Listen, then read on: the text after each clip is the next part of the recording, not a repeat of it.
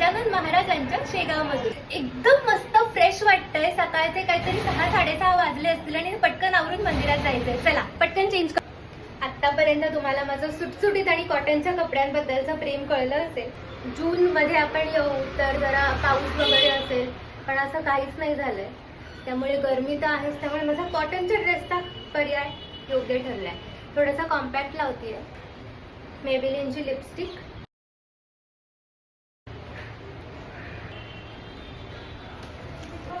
Fresh haircut आहे माझा. आत्ताच केलाय 2-4 दिवसांपूर्वी. त्यामुळे अजून मला कळत नाही तो स्टाईल कसा करावा, पण तरी माझ्या पद्धतीने करते. मी ना एकदा त्र्यंबकेश्वरला निवृत्तीनाथांच्या मंदिरात गेले होते आणि एका विणेकरी आजोबांच्या पाया पडत होते आणि तेव्हा माझे केस असेच मोकळे होते. सहसा माझे केस मोकळेच असतात. तर तेव्हा पाया पडताना मला त्यांनी सांगितले की मंदिरात येताना केस मोकळे नाही सोडायचे. आणि त्यामागे त्यांनी मला एक खूप छान कारण सुद्धा सांगितलं आणि मला ते पटलं सुद्धा. त्यामुळे मी आत्ता तर मोकळेच ठेवतीये, पण मंदिरात गेल्यानंतर ही स्क्रंची बांधून घेईन. कारण केस बांधले की माझा सगळा लूक निघून जातो. मला मोकळ्याच केसांची सवय. ही एक गोष्ट मस्त आहे हेअरकट केल्यानंतर की हेअरस्टाईलची झंझटच राहते, सुटसुटीत वाटतं.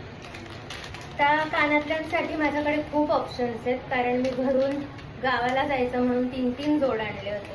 म्हटलं इथे येऊन बघूयात कुठला सूट होतोय. तर एक हे आहे असे, दुसरे हे आहे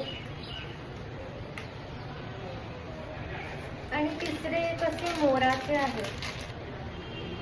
हे पण असे या ड्रेस सोबत छान जात आहेत आणि हे सुद्धा जात आहेत. मला असं वाटतंय हेच घालायला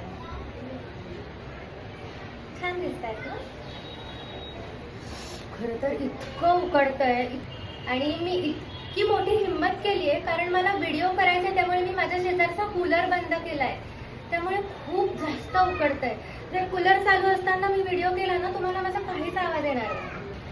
ट्रेडिशनल वेअर असलं ना की मला ते बांगड्यांशिवाय खूप अपूर्ण वाटतं. त्यामुळे मी अगदी आठवणीने बांगड्या आणल्या. असं बांगड्या घातल्यानंतर किती पटकन लुक एनहान्स होतो ना. त्या सगळ्यात शेवटी ओढणी आणि look complete with this bag.